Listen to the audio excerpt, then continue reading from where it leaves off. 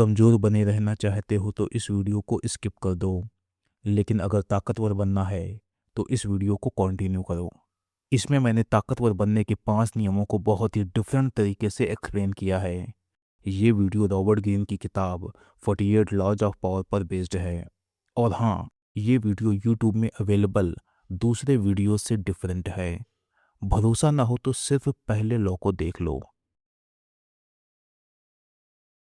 48 laws of power का पहला नियम, नेवर आउटशाइन द मास्टर। पहले आपको मैं एक छोटी सी कहानी सुनाता हूँ। ये कहानी है सूरज, चंद्रमा, बादल और आसमान के अनगिनत तारों की। इन सब में जो सूरज है वो हमारे सोलर सिस्टम में सबसे ज़्यादा प्रभावशाली और ताकतवर है। सूरज अच्छी से जानता है कि पूरे सोलर सिस्टम में वही राजा है, वही सबसे ताकतवर है। लेकिन उसके अंदर इनसिक्योरिटी की फीलिंग्स भी हैं, क्योंकि उसे ये भी पता है कि मेरे जैसे ना जाने कितने तारे इस ब्रह्मांड में और हैं, और ना जाने कितने ऐसे तारे हैं जो सूरज से हजारों गुना बड़े हैं। अब जैसा कि होता है कि सभी ताकतवर बनना चाहते हैं, तो बादलों ने ये सोचा कि क्यों ना पृथ्वी के लोगों को दिखाया जाए कि हम भी कुछ हैं। तो बादलों ने पूरी पृथ्वी को चारों तरफ से घेर लिया और पृथ्वी के लोगों को अपनी ताकत दिखाने की कोशिश की। लेकिन यहाँ एक गड़बड़ हो गई कि खुद को ताकतवर दिखाने के चक्कर में उन्होंने सूरज को पीछे छुपा दिया, उसकी चमक को दबा दिया। इससे सूरज को लगा कि ये मेरे ही सोलर सिस्टम में मुझे ही चुनौती दे रहे, मेरी ही चमक को धुंधला करने की सोच रहे। तो उसने बादलों को अपने रास्ते से हटाने की ठान ली। बस कुछ ही घंटों में उसने सारे बादलों का सफाया कर दिया। अब बादलों ने एक और बेवकूफ़ी कर दी। जो बादल बचे थे वो अगर सूरज से माफ़ी मांग लेते तो ये जो दुश्मनी शुरू हुई थी इसे शुरुआत में ही खत्म किया जा सकता था। लेकिन बादलों ने माफ़ी ना मांग के ये डिसाइड किया कि एक ना एक दिन सूर्य का अस्तित्व मिटा देंगे। अब उन बादलों को अंदाजा तक नहीं था कि उनके इस निर्णय की कीमत क्या होने वाली है। तब से लेकर आज तक सूरज को चुनौती देने के चक्कर में बादलों की ना जाने कितनी पीढ़ियां मिट चुकी हैं। अब चंद्रमा भी पृथ्वी के लोगों को ये दिखाने का सपना पाले था कि देखो हम भी कुछ हैं। लेकिन वो इतना बेवकूफ़ नहीं था। वो जानता था कि अगर उसने सूरज को चुनौती दी तो वो भी मिट जाएगा। तो उसने दूसरा रास्ता निकाला। उसने क्या किया कि उसने सूरज से दोस्ती कर ली, और उसने इस बात का भी ध्यान रखा कि उसकी चमक कभी भी सूरज की चमक को चुनौती ना दे, क्योंकि वो जानता था कि गलती से भी कभी ऐसा हुआ तो सूरज उसे भी मिटा देगा। इसका रिजल्ट ये हुआ कि सूरज ने भी चंद्रमा की थोड़ी मदद कर दी और उसको भी थोड़ी चमक दे दी। फिर चंद्रमा क्या करता, जब तक सूरज आसमान में होता तब तक वो छुपा रहता, सूरज को ही चमकने देता। लेकिन जब सूरज आराम करने जाता तो फिर चंद्रमा सामने आता और पृथ्वी के लोगों को अपनी चमक दिखाता और पृथ्वी के लोगों का सम्मान पाता। लेकिन इस बात का ध्यान रखता कि उसकी चमक कभी भी सूरज की चमक से ज़्यादा ना हो, क्योंकि फिर पृथ्वी के लोग चंद्रमा और सूर्य की तुलना करेंगे और कहेंगे कि चंद्रमा ज़्यादा चमकता है। फिर किसी न किसी तरह सूरज को ये बात पता चल जाएगी और फिर वो भी मिटा दिया जाएगा। चंद्रमा की इस समझदारी का ही परिणाम है कि वो एक तरफ पृथ्वी के लोगों को ताकतवर भी नजर आता है और पृथ्वी के लोगों का सम्मान भी पाता है, और दूसरी तरफ अपनी जिंदगी को बचाने में भी सफल रहा। अब बात आती है आसमान के अनगिनत तारों की। वो भी समझदार निकले। वो जानते थे कि किसी भी मामले में वो सूरज से कम नहीं है, लेकिन ये मामला सोलर सिस्टम का है और यहाँ सूरज ही किंग है। तो यहाँ अगर उन्होंने अपनी चमक और हनक दिखाने की कोशिश की तो इससे सूरज को सीधी चुनौती मिलेगी और फालतू में एक दुश्मनी की शुरुआत हो जाएगी। इससे बचने के लिए ये तारे क्या करते कि जब सूरज चमकता तो उसे ही चमकने देते और खुद को धुंधला बनाकर ये आसमान में कहीं छुपे रहते, सूरज को चुनौती देने से बचते और रात में पृथ्वी के लोगों को अपने अस्तित्व का एहसास कराते। तो आपको ध्यान रखना है, अगर आपको ताकतवर बनना है तो बादलों की तरह बिहेव मत करना, बल्कि आपको चंद्रमा और दूसरे तारों की तरह बिहेव करना होगा। तो अब वीडियो की शुरुआत करता हूँ। तो अभी तक आपने हमें फॉलो ना किया हो तो फिर फॉलो कर लीजिए। हम इंसानों में असुरक्षा की भावनाएं होना बहुत ही सामान्य बात है। तो जब भी आप दूसरों को ये दिखाते हैं कि आपके पास ये टैलेंट है, वो टैलेंट है, तो इससे दूसरों में ईर्ष्या और असुरक्षा की भावनाएं जगती हैं। और अगर आपके ऊपर बैठे लोगों के मन में असुरक्षा की भावनाएं आईं तो इसका रिजल्ट बहुत ही खतरनाक हो सकता है। जैसे जो ऑफिस के बॉस होते हैं वो सूरज की तरह होते हैं, उनके पास ताकत होती है लेकिन उनके अंदर असुरक्षा की भावना भी होती है। तो मान लो आप अपने बॉस से ज़्यादा टैलेंटेड हो, तो ये सोचने की गलती मत करना कि अपने बॉस को अपना टैलेंट दिखाकर उसे इम्प्रेस कर लोगे। हो सकता है जब आप उसे अपना टैलेंट दिखाएं तो वो सबके सामने आपकी तारीफ करे, लेकिन जल्दी वो आपको रिप्लेस कर देगा और आपकी जगह कोई ऐसा इंसान ले आएगा जो आपसे कम टैलेंटेड हो, जिससे उसे कम खतरा महसूस हो। तो कभी भी अपने बॉस से श्रेष्ठ और प्रभावशाली दिखने की कोशिश ना करें। यहाँ पर दो बातें और जान लो। आप दो तरह से अपने बॉस से ज़्यादा प्रभावशाली दिख सकते हैं। पहला कि आप प्रभावशाली दिखने की कोशिश करें, तो ये काम आपको नहीं करना। और दूसरा कि आपकी पर्सनैलिटी और टैलेंट ही ऐसा है कि आप बिना कोशिश किए अपने बॉस से प्रभावशाली नजर आते हो। तो आपको अपने टैलेंट और पर्सनैलिटी को अपने बॉस के सामने कम करके दिखाना है, जिससे आपके बॉस के अंदर किसी भी तरीके की इनसिक्योरिटी की फीलिंग्स ना आए। अब वीडियो में आगे बढ़ता हूँ। अब ये समझ लो कि आपको क्या करना है। आपको ताकतवर बनने के लिए अपने बॉस का भरोसा जीतना होगा और उसे ये दिखाना होगा कि आपके होने से उसकी ताकत और सम्मान में कोई कमी ना होने वाली। इसके अलावा आपको कुछ और काम भी करने होंगे। अपने बॉस की चापलूसी करो। यहाँ चापलूसी दो तरह की होती है, डायरेक्ट एंड इनडायरेक्ट। डायरेक्ट यानी कि प्रत्यक्ष चापलूसी, ये बहुत ही असरदार होती है, लेकिन इसका एक नुकसान है कि आप ऑफिस के जो दूसरे लोग हैं उनकी नज़र में आ जाएंगे और इससे भी आपको नुकसान हो सकता है। दूसरे तरह की चापलूसी होती है जिसे इनडायरेक्ट यानी कि अप्रत्यक्ष चापलूसी कहते हैं। इसमें आप कई काम कर सकते हैं। पहला, मान लो आप अपने बॉस से ज़्यादा टैलेंटेड हैं, इसके बावजूद भी अपने बॉस को ही ज़्यादा टैलेंटेड नज़र आने दें और बॉस को ये दिखाएं कि आप कम टैलेंटेड हैं। दूसरा, मान लो आपको कोई काम असाइन किया गया है और आपको अच्छे से पता है कि वो काम कैसे करना है, इसके बावजूद भी अपने बॉस की सलाह लें, यानी कि अपने बॉस को दिखाएं कि इस काम को करने के लिए उसके गाइडेंस की ज़रूरत है। तीसरा, काम से जुड़ी छोटी मोटी गलतियां करें। यहाँ छोटी मोटी गलतियों का मतलब है ऐसी गलतियां जिससे नुकसान ना हो। इन गलतियों के बहाने आपको अपने बॉस से मदद मांगने का मौका मिलेगा, फिर बॉस को भी मौका मिलेगा कि वो आपको अपना नॉलेज दिखा सके। और भला अपना नॉलेज दूसरों को दिखाने में किसको अच्छा नहीं लगता। तो अब चूंकि आपकी वजह से बॉस अच्छा फील कर रहा, इसलिए आपको इसका फायदा जरूर मिलेगा। लेकिन अगर आप अपने बॉस की सलाह कभी भी नहीं लेते तो इसमें रिस्क है। अगर आप बिना बॉस की हेल्प के बढ़िया काम करके दिखाते हैं तो वो इनसिक्योर फील कर सकता है। चौथा, मान लो आपके आइडियाज़ काफ़ी ज़्यादा क्रिएटिव होते हैं, तो जब भी किसी काम में आप कोई क्रिएटिव आइडिया यूज़ करें तो बॉस के सामने, या फिर अगर बॉस सामने नहीं भी है तो भी दूसरों को ये बताएं कि ये आइडिया एक्चुअली में मेरा नहीं सर का है, यानी कि बॉस का है। और किसी भी तरह उस आइडिया को अपने बॉस की किसी एडवाइस से लिंक कर दें, जिससे आपके बॉस को लगेगा कि हाँ, ये एडवाइस तो मैंने दी थी, इसी वजह से इसने ये काम इतने अच्छे से किया है। और फिर आपके इस स्टेप की वजह से आपका बॉस अच्छा महसूस करेगा, तो इसका भी फायदा आपको किसी ना किसी तरह मिलेगा। कुल मिला के किसी भी तरह आपको अपने बॉस से बेहतर नहीं दिखना, इस बात को याद रखना, क्योंकि आपका बॉस सूरज है और आप उसकी चमक को रोकने वाला बादल बनने की कोशिश कभी मत करना। अब आपको लगता होगा कि अपनी प्रतिभा यानी कि टैलेंट को ना दिखाना या फिर उसे दबाना एक तरह की कमजोरी है, तो आप गलत हैं, क्योंकि इस तरीके से आप ताकत हासिल कर रहे हैं, बॉस का फेवर पा रहे हैं और ये फेवर आपको आगे बढ़ने में, प्रमोशन पाने में मदद करेगा, जिससे आपको और ताकत मिलेगी। तो अब की पॉइंट सुनो। अपने ऊपर बैठे लोगों को यह महसूस करने दे कि वो आपसे श्रेष्ठ हैं। उन्हें खुश करने या फिर उन्हें प्रभावित करने के लिए अपनी योग्यताओं का जरूरत से ज़्यादा प्रदर्शन ना करें। अगर ऐसा किया तो इसका रिजल्ट उल्टा होगा, वो आपसे इनसिक्योर फील करने लगेंगे और आप नीचे गिरा दिए जाओगे। इसके बजाय अपने बॉस को ही महान और श्रेष्ठ दिखाने से आपकी सफलता का रास्ता खुलेगा। 48 लॉज ऑफ पावर का दूसरा नियम, never put too much trust in friends, learn how to use enemies. यह नियम सलाह देता है कि जब मामला शक्ति और सफलता का हो तो अपने दोस्तों पर बहुत ज्यादा भरोसा मत करो, क्योंकि दोस्त बहुत जल्दी ही आपसे ईर्ष्या यानी कि जलने लगेंगे। इसके बजाय दुश्मनों से अपना काम निकालना सीखो।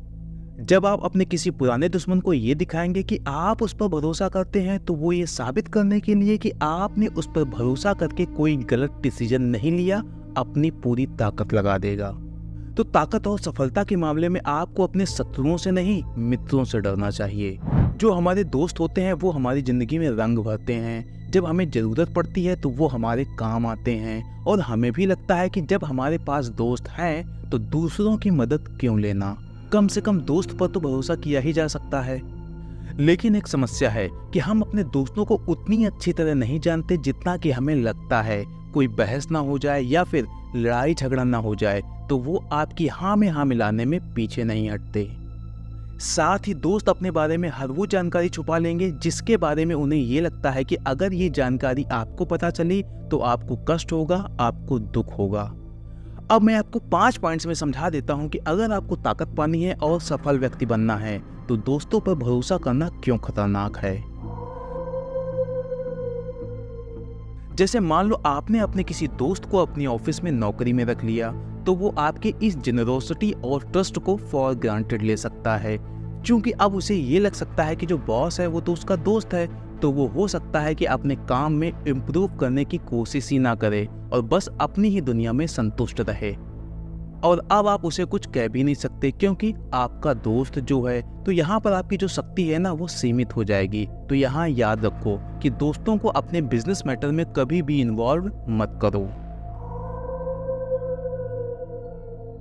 भले ही आपको पता ना हो, लेकिन दोस्तों के बीच एक हिडन कॉम्पिटिटिवनेस एंड जेलसीज की भावनाएं होती हैं, यानी कि उनके अंदर कहीं ना कहीं जलन की और कंपटीशन की भावनाएं होती हैं। तो मान लो आपने अपने किसी दोस्त को किसी ऐसी पोजीशन में बैठा दिया है जिससे उसे काफी ज्यादा पावर मिल गई है, तो वो हो सकता है कि आगे चलकर आपको ही नीचे गिरा दे या फिर आपको धोखा दे दे।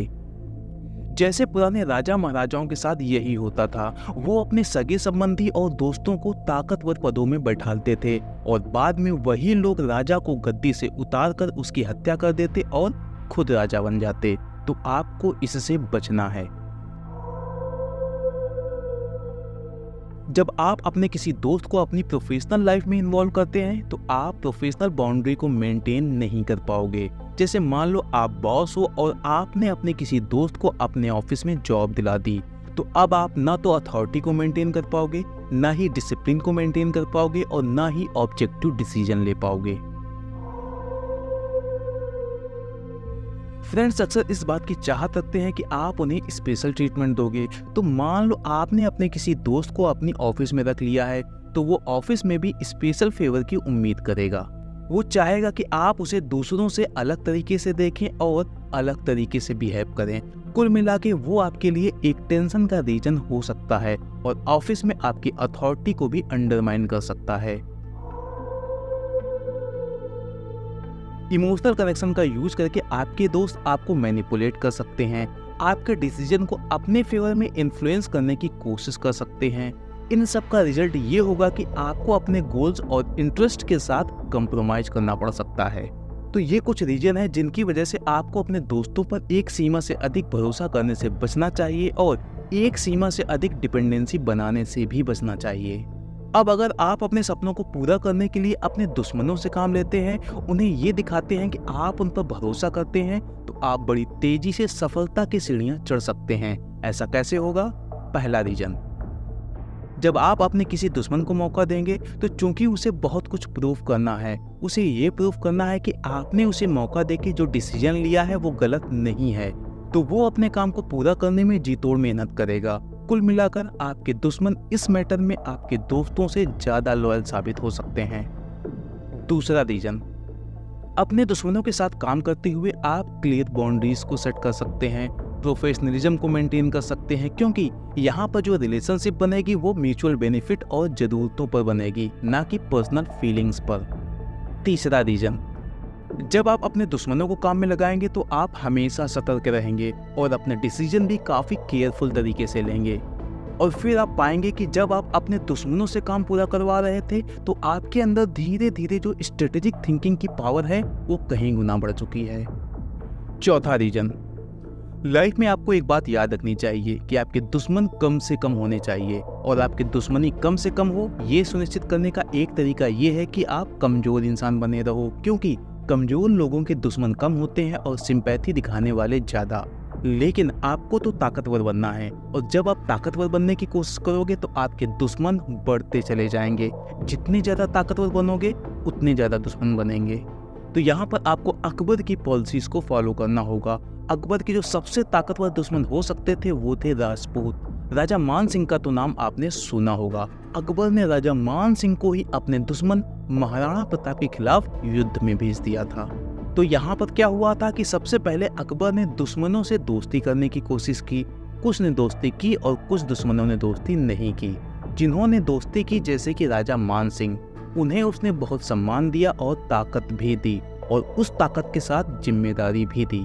और फिर अकबर ने अपने इस नए दोस्त को, जो कभी उसका दुश्मन हुआ करता था, यानी कि राजा मान सिंह, उसे उसके खिलाफ युद्ध में भेज दिया जिसने दोस्ती का ऑफर ठुकराया था, यानी कि महाराणा प्रताप। और फिर होता है हल्दी घाटी का युद्ध। तो आप भी यही कीजिए, अपने दुश्मनों को ये दिखा के कि आप उनसे दोस्ती करना चाह रहे, आप उन पर ट्रस्ट करते हो, उनसे एक दोस्ती की शुरुआत करो। फिर क्या होगा, जो लोग कभी आपके ताकतवर इंसान बनने की राह में बाधा हो सकते थे, वही आपको ताकतवर बनाने में मदद करेंगे। यानी कि कौन लोग? आपके दुश्मन। पांचवा रीजन, दोस्त आपकी पीठ में छुरा भोंक सकते हैं। वैसे भी पीठ में छुरा भोंकना ये कहावत दोस्तों की वजह से ही बनी है, लेकिन अगर आप अपने किसी दुश्मन को ये दिखाएंगे कि आप उस पर भरोसा करते हैं, तो इस बात की संभावना काफी कम होगी कि वो आपकी पीठ में छुरा भोंके। उसके दो रीजन हैं। पहला, कि उसके दिमाग में ये चलेगा कि यार आपने उस पर भरोसा किया है, एक दुश्मन होकर भी भरोसा किया है, तो इस भरोसे को तोड़ना ठीक नहीं। और दूसरा रीजन, आप मेंटली प्रिपेयर होगे, उसके हर एक्शंस को लेकर सचेत होगे, क्योंकि आप उसे सिर्फ दिखा रहे कि आप उस पर भरोसा करते हैं। तो कुल मिला के यहाँ पर पीठ में जो छुरा भोंकने की पॉसिबिलिटी है वो कम हो जाएगी। अगर आप अपनी प्रॉब्लम का सॉल्यूशन मेरे से जानना चाहते हैं तो स्क्रीन पर दिए गए नंबर पर व्हाट्सएप मैसेज करके मेरे साथ 1-to-1 कॉल बुक कर सकते हैं। और अगर आपने अभी तक हमारे मोबाइल एप्लीकेशन को डाउनलोड ना किया हो तो फिर गूगल प्ले स्टोर में जाइए और हमारे मोबाइल एप्लीकेशन को डाउनलोड कर लीजिए। वहाँ आपको ह्यूमन साइकोलॉजी से जुड़े कुछ कोर्सेज मिलेंगे, उन्हें देखते रहिए। मैं ज़्यादा बड़ी बात नहीं कर रहा, लेकिन वो कोर्सेज आपके अंदर जो मेंटल क्लैरिटी लाएंगे, उस मेंटल क्लैरिटी के दम पर आप लाखों करोड़ों लोगों से आगे हो सकते हैं। और सबसे बड़ी बात, वो कोर्सेज आपकी लाइफ को बेहतर बना देंगे। मोबाइल एप्लीकेशन की पूरी डिटेल इस वीडियो के कमेंट बॉक्स में दी गई है। 48 लॉज ऑफ पावर का तीसरा नियम कहता है कि कंसील योर इंटेंशंस, यानी कि यह नियम सलाह देता है कि आपके दिमाग में क्या चल रहा, आपके प्लान्स क्या हैं, इसके बारे में कभी भी दूसरों को पता मत चलने दो, क्योंकि आपके आसपास ऐसे लोगों की कमी नहीं है जो आपसे जलते हैं और आपको कभी भी सफल नहीं होने देना चाहते। तो अगर आप अपनी इंटेंशंस को और अपने प्लान्स को अपने मन में छुपाए रहते हैं और कम से कम अपने छुपे हुए दुश्मनों को पता नहीं चलने देते, तो वो लोग जो आपसे जलते हैं आपके प्लान्स को फेल नहीं कर पाएंगे। और साथ ही आप किसी भी सिचुएशन को और किसी भी इंसान को अपने फेवर में मैनिपुलेट भी कर सकते हैं। इस नियम को टोटल 6 पॉइंट्स में मैं आपको समझाने वाला हूँ, तो अगर आपने अभी तक हमें फॉलो ना किया हो तो फिर फॉलो कर लीजिए।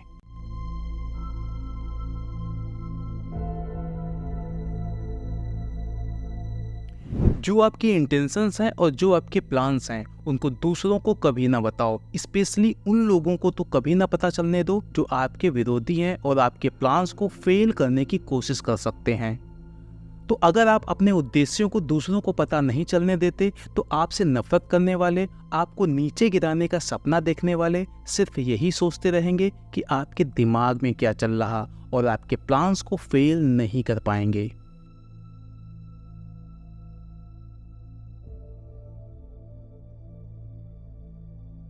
सिर्फ अपने प्लान्स को सीक्रेट रखने से काम नहीं चलने वाला, क्योंकि आपसे जलने वाले और आपके विरोधी किसी भी तरह आपके प्लान्स के बारे में जानने की कोशिश करेंगे।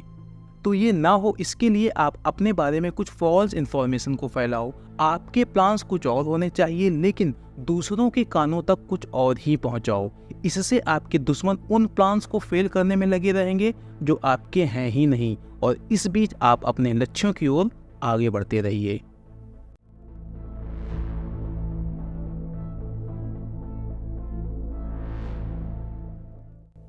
ये बहुत ही शानदार सुझाव है। नॉर्मली क्या होता है कि लोगों के हाथ में जरा सी ताकत आती नहीं कि दिखावा करना शुरू कर देते हैं, तो ये आपको नहीं करना। लोगों के मन में ये बैठा हो कि आप एक हार्मलेस और फ्रेंडली इंसान हो।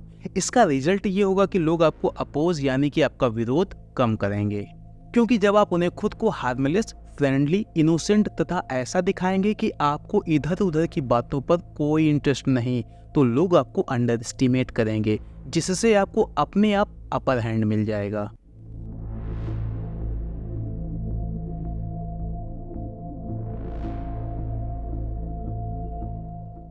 अपने प्लान्स को पूरी तरह छुपा पाना बहुत मुश्किल होता है, तो जब आपको ये लगने लगे कि आपके प्लान्स के बारे में आपके दुश्मन कहीं ना कहीं से पता कर लेंगे, तो आप अपने बारे में थोड़ी सी इन्फॉर्मेशन खुद ही लीक कर दो। और जो इन्फॉर्मेशन लीक करो वो सच होनी चाहिए, लेकिन आधी अधूरी होनी चाहिए, जिससे आपके दुश्मनों को लगेगा कि वो आपके प्लान्स के बारे में सब कुछ जान चुके हैं, लेकिन सच ये होगा कि वो आपके प्लान्स के बारे में सिर्फ उतना ही जानते हैं जितना आपने उनके दिमाग में अलग अलग तरीकों से पहुंचाया है।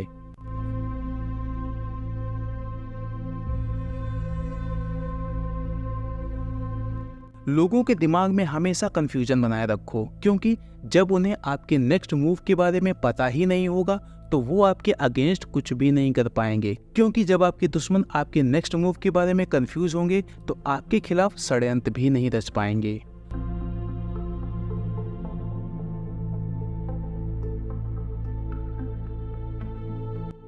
हमेशा अपनी इमोशंस को और अपने रिएक्शंस को अपने कंट्रोल में रखो। लोग झूठ बोलकर, अफवाह फैलाकर आपकी इमोशंस को भड़काने की कोशिश करेंगे, क्योंकि जब आप भड़क जाओगे तो गुस्से में आप काफ़ी कुछ ऐसी इन्फॉर्मेशन दे सकते हैं जो सामने वाले को चाहिए। तो सेल्फ कंट्रोल को हमेशा बनाए रखो, क्योंकि आपको पता नहीं है कि आपका विरोधी कितना शातिर है। तो उम्मीद है कि आपको समझ आ गया होगा कि अगर आपको ताकतवर बनना है तो ताकतवर बनने का जो तीसरा नियम है वो क्या कहता है। 48 लॉज ऑफ पावर का चौथा नियम कहता है कि always say less than necessary, यानी कि अगर आपको ताकतवर बनना है तो जितनी जरूरत हो उससे हमेशा कम बोलो।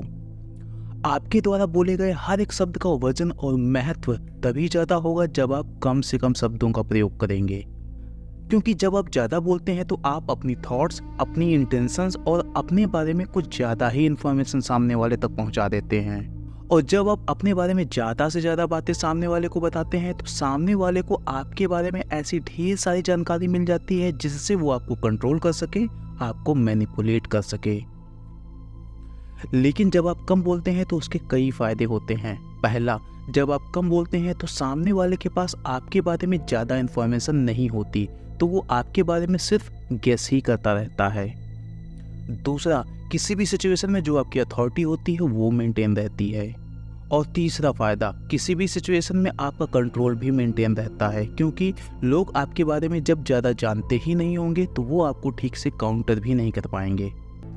तो चलिए 4 पॉइंट्स में मैं आपको इस नियम को समझा देता हूँ। Speaking too much dilutes your message, यानी कि जब आप ज़्यादा बोलते हैं तो आपकी बात का महत्व भी कम हो जाता है, लेकिन जब आप कम बोलते हैं तो आपकी जुबान से निकले हर एक शब्द का एक वजन होता है। और जब आप कम बोलेंगे तो सामने वाला इंसान आपके द्वारा कहे गए हर एक शब्द को नोटिस करेगा।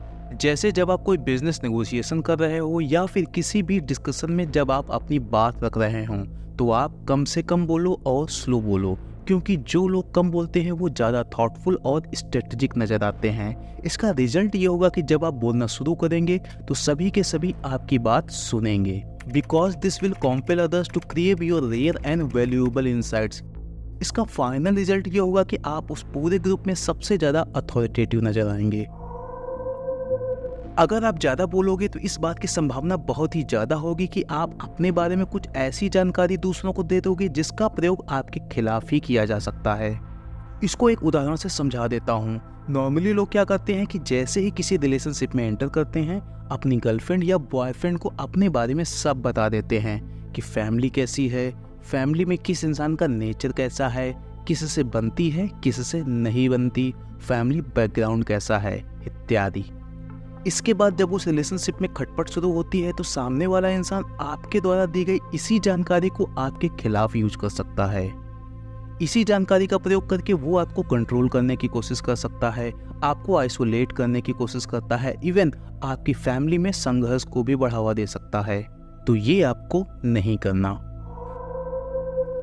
जब आप कम बोलते हो तो आप दूसरों से कहीं ज़्यादा पावरफुल और रहस्यमयी नजर आते हो, और रहस्यमयी चीज़ें सभी को अपनी ओर आकर्षित करती हैं। जैसे इलॉन मस्क जब भी कोई ट्वीट करते हैं तो वो ट्वीट बहुत ही ब्रीफ और क्रिप्टिक होता है, यानी कि उनका ट्वीट ऐसा होता है जिसके कई मतलब निकल सकते हैं। इसके बाद ट्विटर में डिस्कशन स्टार्ट हो जाता है और लोग गेस करते रहते हैं।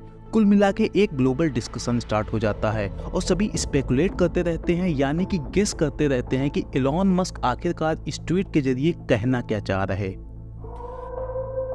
जब आप दूसरों को बोलने का मौका देंगे तो आप दूसरों की थॉट्स, उनके प्लान्स और उनके मोटिव्स को बड़ी आसानी से जान सकते हैं। वहीं दूसरी ओर आप कम बोल के अपने बारे में ज़्यादा से ज़्यादा इन्फॉर्मेशन छुपा लेंगे। जैसे व्लादिमीर पुतिन को आपने देखा होगा कि वो बहुत कम बोलते हैं। इवन जब कभी कोई टेंस इंटरनेशनल निगोशिएशन हो रहा होता है तो भी वो बहुत कम बोलते नजर आएंगे, और जब कभी मीडिया के सामने भी आते हैं तो भी मात्र कुछ ही शब्दों में अपनी बात को कहते हैं। इन सब का रिजल्ट ये होता है कि जो व्लादिमीर पुतिन के काउंटर पार्ट्स होते हैं वो व्लादिमीर पुतिन की तुलना में अक्सर ज़्यादा बोलते नजर आएंगे।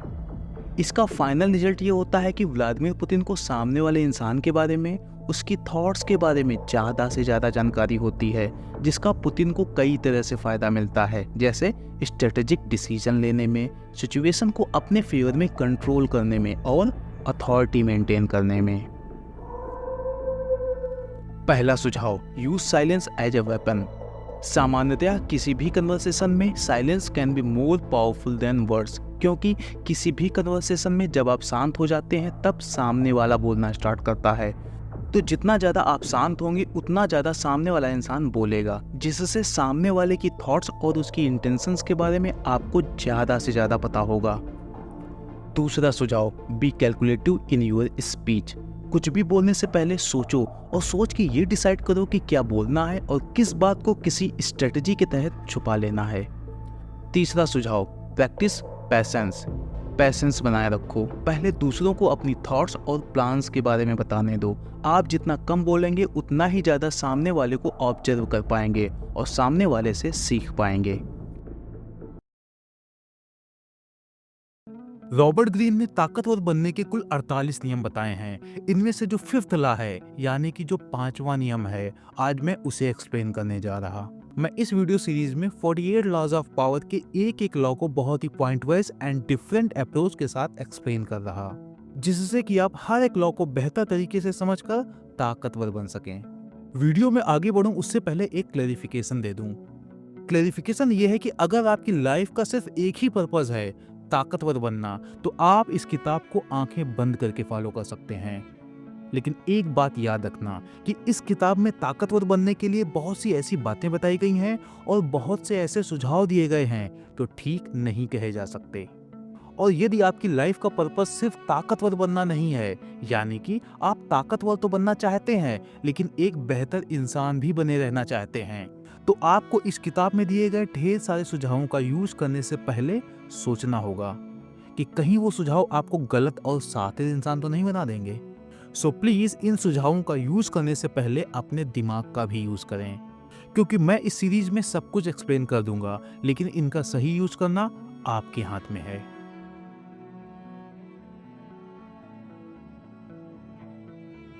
जब बात ताकत और सफलता की आती है तो दुनिया आपके बारे में क्या सोचती है, इससे फर्क पड़ता है। इसलिए जो शातिर लोग होते हैं वो अगर आपको कमजोर करना चाहते हैं तो वो सबसे पहले दुनिया की नज़र में जो आपकी छवि होगी उसे बिगाड़ेंगे। इसके बाद आप अपने आप कमजोर होते जाओगे। तो ताकतवर बनने का 5वां नियम कहता है कि reputation is foundation of power.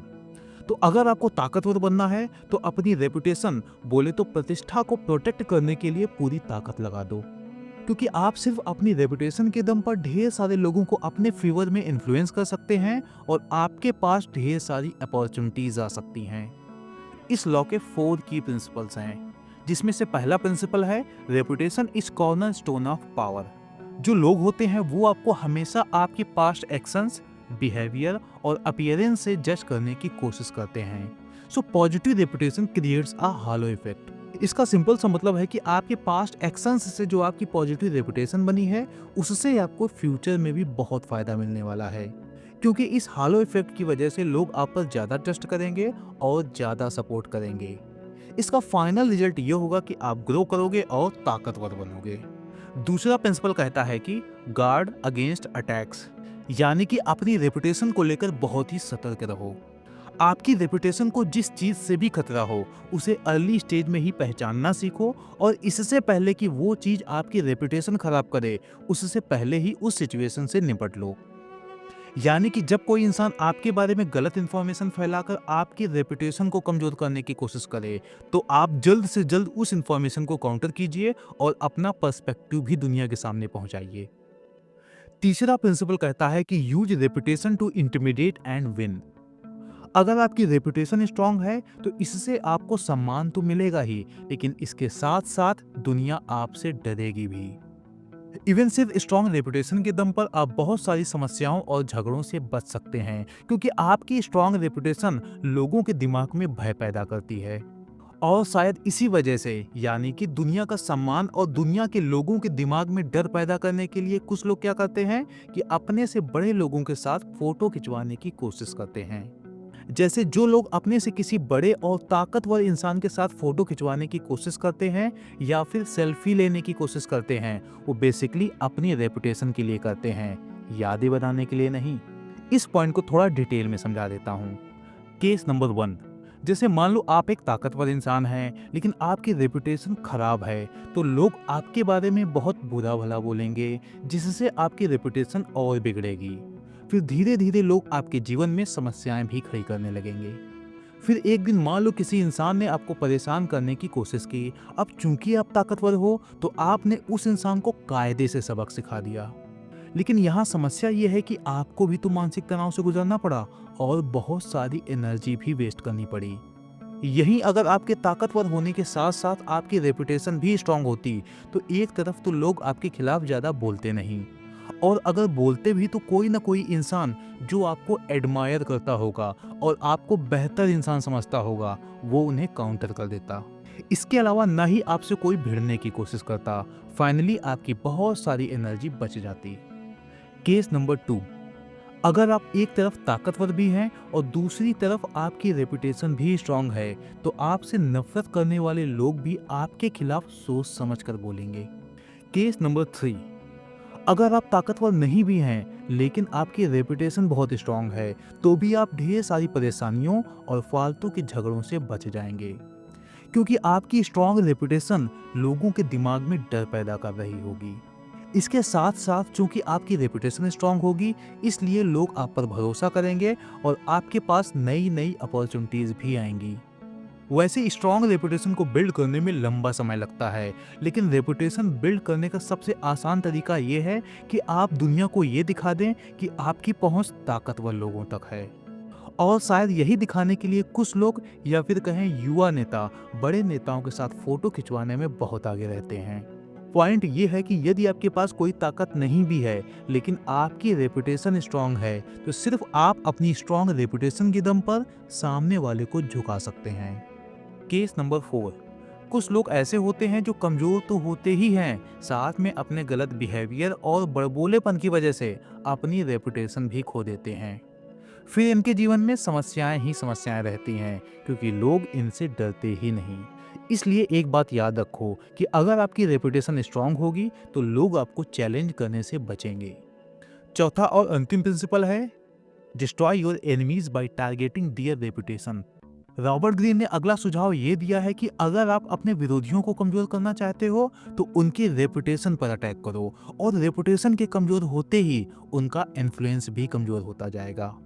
ये पॉइंट बड़ा ही अनइथिकल कहा जा सकता है, लेकिन ये भी सच है कि जो लोग अंदर से वीक होते हैं लेकिन दुनिया के सामने ये छवि बनाना चाहते हैं कि वो ताकतवर हैं, तो वो खुद पर काम ना करके अपने अपोनेंट के खिलाफ झूठ फैलाकर और उसके खिलाफ स्मीयर कैंपेन चलाकर उसकी रेपुटेशन को तबाह करते हैं। तो अगर आप इस टाइप के इंसान हैं तो आप यह काम भी कर सकते हैं।